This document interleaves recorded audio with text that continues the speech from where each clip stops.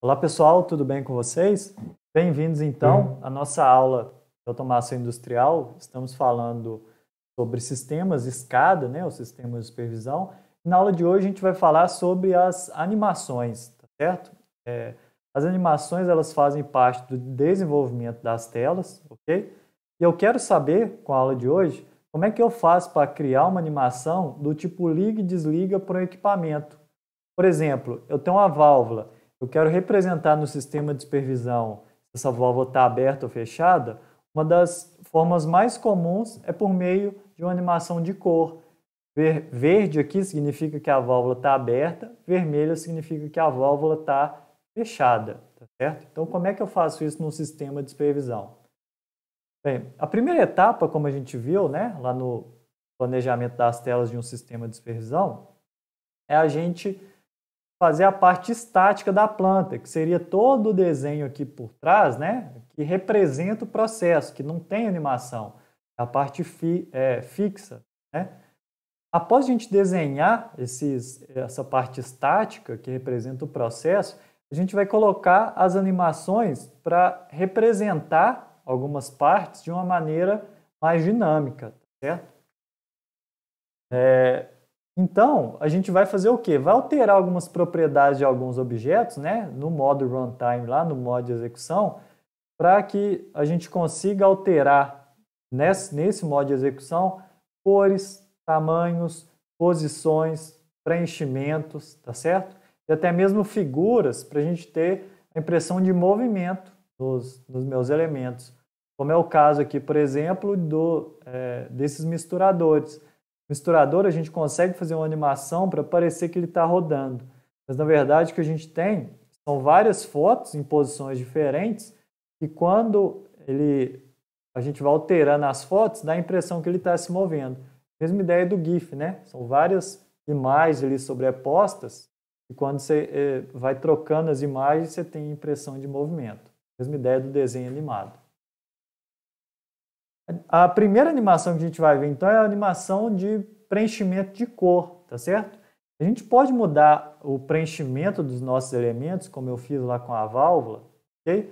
Para ter, por exemplo, noção de movimento, para ter noção de ligado e desligado, tá certo? Essa propriedade aqui, nos elementos, ela fica dentro da aba Fill, ok? E aqui dentro da aba Fill do meu vídeo SciTech, a gente tem algumas opções para fazer essa animação de cor de preenchimento. A primeira opção é essa aqui, ó, On Color When. Significa o quê? Isso aqui eu vou colocar a expressão que vai controlar a mudança de preenchimento de cor do meu equipamento. Aqui, por exemplo, eu coloquei uma única variável que ela chama homog estados, que significa que para a gente estado do homogeneizador, tá certo? Essa variável, então, que vai controlar a cor de preenchimento do meu equipamento. Aqui, no caso, eu escolho que tipo de animação que eu vou fazer. O primeiro tipo que a gente vai mostrar aqui é o on-off, ou seja, a gente vai preencher totalmente o meu objeto de acordo com o valor dessa expressão. Se for true, eu vou colocar a cor aqui verde, né? O on-color. Se essa expressão aqui for false, eu vou colocar a cor cinza, que está escrito aqui em off-color. Eu posso mudar essas cores aqui para colocar a cor que eu quiser. Um outro tipo de animação é do tipo multi-state, tá? Eu posso colocar múltiplos estados de cor, é basicamente uma combinação. Eu coloco os bits aqui, que vão ativar cada condição. Por exemplo, a condição A é ativada pelo bit de homogeneizador ligado. Condição B, homogeneizador desligado. Condição C, homogeneizador com defeito. E aqui embaixo, eu coloco para cada combinação, né? Repara aqui que a gente tem, deixa eu dar um zoom.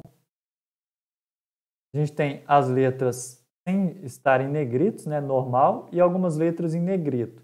Negrito significa que aquela condição está em 1, está ativa. Então aqui quando eu tiver a condição A, B e C todas em 0, né, eu vou mostrar o meu elemento na cor branco. Quando eu tiver a condição A em nível lógico alto, né, condição A ativada, que significa homogeneizador ligado, e a condição B e C desligadas, eu vou mostrar o preenchimento verde, porque o meu equipamento está ligado. Quando somente a condição B estiver ativada, que é o homogeneizador desligado, eu vou colocar o meu elemento na cor vermelho e as demais combinações eu vou colocar da cor amarelo, tá certo? Então essa seria uma animação do tipo multistate. Eu tenho também uma animação do tipo array, que é bem parecida com aquela, porém agora não é uma combinação, tá? Essa variável aqui ela vai ter valores numéricos, aqui, por exemplo, representados de 0 a 7, e para cada valor da minha expressão aqui, ou da minha variável, eu vou representar uma cor. Então, quando a variável estado estiver no valor 0, eu vou fazer o preenchimento do meu componente de branco. Se a variável estiver no valor 3, eu vou preencher de amarelo. Se ela estiver com o valor 2, eu vou preencher de vermelho, e assim por diante. Eu tenho também animação do tipo threshold, tá? Que é uma animação para faixas específicas, ok? Então, quando a minha variável, o valor dela for menor do que 5%, eu vou preencher de azul, vamos chamar de azul, né? Não seria um azul claro, não, azul. Quando tiver menor que 15%, então, aqui já é a segunda faixa, né? Seria maior que 5 e menor que 15, vai ser azul escuro. Maior do que 85 vai ser vermelho. E maior do que 95 vai ser esse vermelho mais claro aqui, certo?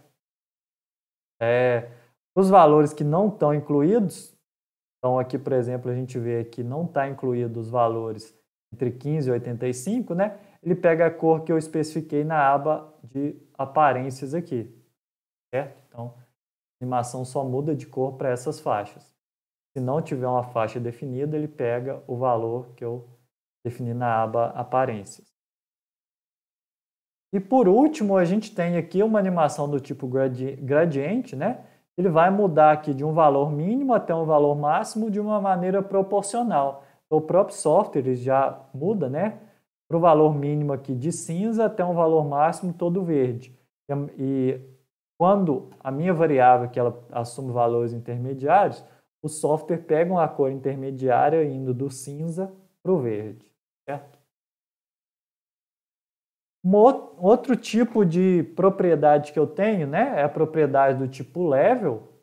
Essa propriedade ela é muito utilizada para a gente fazer indicadores de nível, como é o caso aqui, a gente tem um indicador de nível, e aqui também um indicador de nível pode representar, por exemplo, o nível de um tanque, muito utilizado em ângulos e tanques.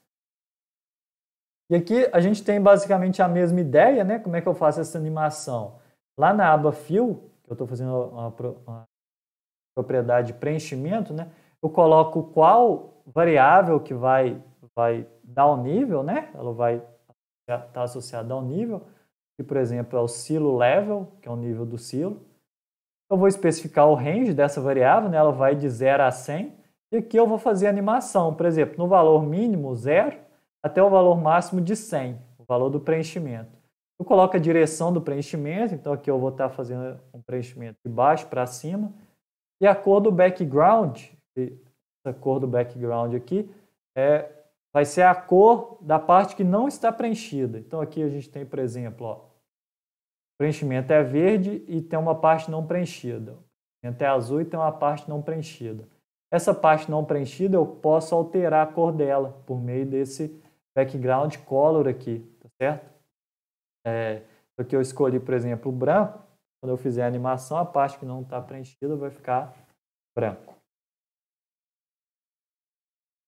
Muito bem. Eu posso também mostrar valores numéricos, tá certo?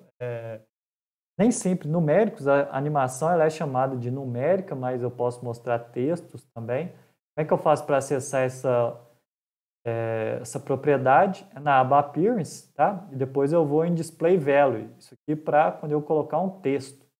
Serve para a ferramenta texto, para a ferramenta Numeric, ferramenta de desenho. Primeira coisa que eu vou colocar, onTest_when, né? Então, isso aqui é a variável que controla a minha animação. No caso, se eu selecionar a animação do tipo on-off, então eu vou controlar um texto, eu vou mudar um texto de acordo com o valor da variável. A minha variável de homog estado, né, estado homogeneizador, se ela estiver em 0, eu vou mostrar um texto motor desligado. Se ela estiver em 1, eu vou mostrar o texto motor ligado. Eu tenho também o multistate, animação do tipo multistate. Então eu coloco aqui vários bits e para cada combinação de bit eu vou mostrar um texto, certo?